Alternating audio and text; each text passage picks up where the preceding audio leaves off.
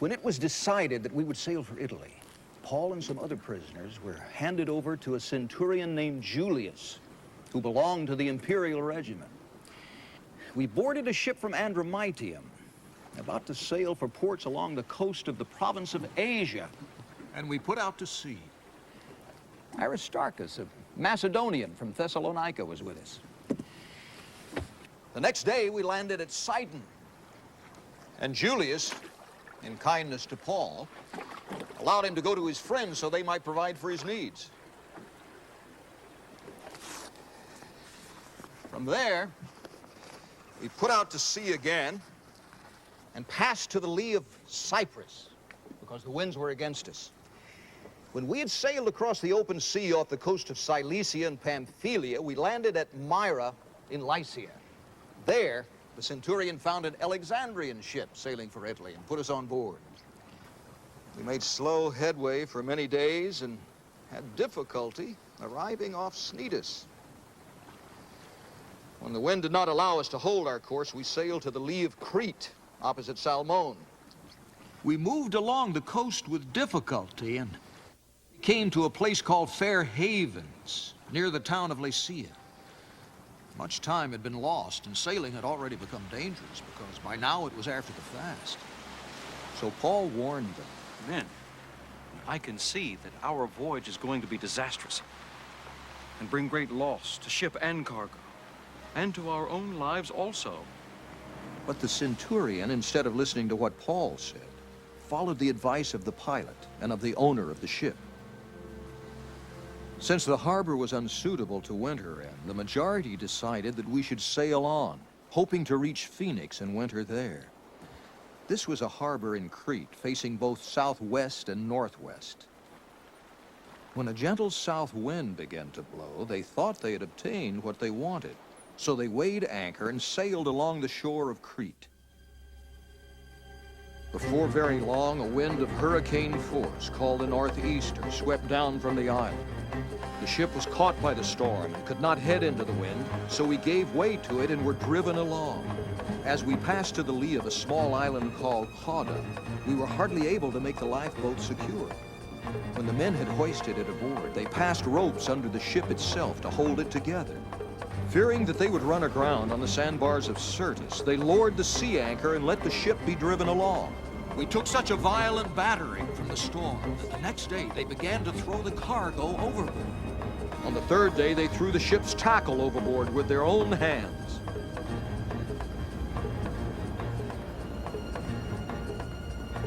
When neither sun nor stars appeared for many days and the storm continued raging, we finally gave up all hope of being saved.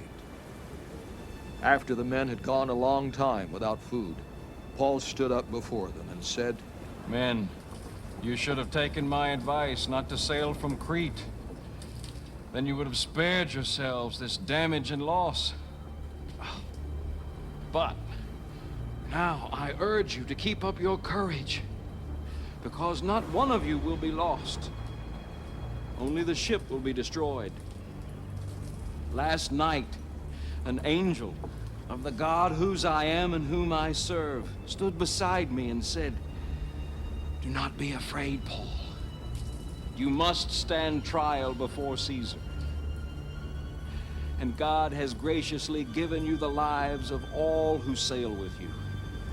So, keep up your courage, men, for I have faith in God that it will happen just as he told me. Nevertheless, we must run aground on some island." On the 14th night, we were still being driven across the Adriatic Sea, when about midnight the sailors sensed they were approaching land. They took soundings and found that the water was 120 feet deep. A short time later, they took soundings again and found it was 90 feet deep. Fearing that we would be dashed against the rocks, they dropped 4 anchors from the stern and prayed for daylight. In an attempt to escape from the ship, the sailors let the lifeboat down into the sea, pretending they were going to lower some anchors from the bow. Then Paul said to the centurion and the soldiers, "Unless those men stay with the ship, you cannot be saved."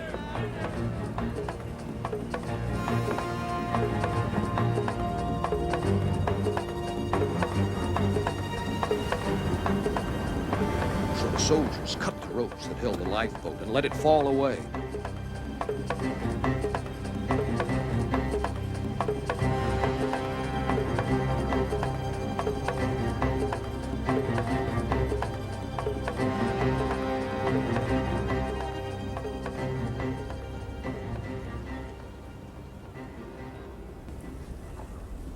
Just before dawn, Paul urged them all to eat.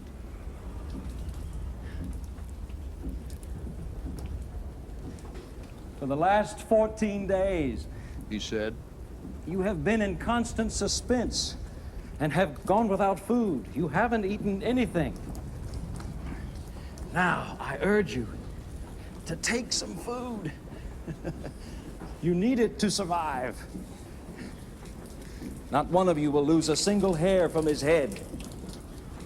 After he said this, he took some bread and gave thanks to God in front of them all. Then he broke it and began to eat. They were all encouraged and ate some food themselves.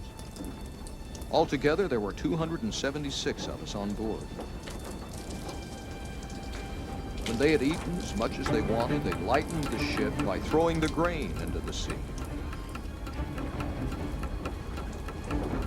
When daylight came, they did not recognize the land, but they saw a bay with a sandy beach, where they decided to run the ship aground if they could. Cutting loose the anchors, they left them in the sea and at the same time untied the ropes that held the rudders. Then they hoisted the foresail to the wind and made for the beach. But the ship struck a sandbar and ran aground. The bow stuck fast and would not move, and the stern was broken to pieces by the pounding of the surf. The soldiers planned to kill the prisoners to prevent any of them from swimming away and escaping.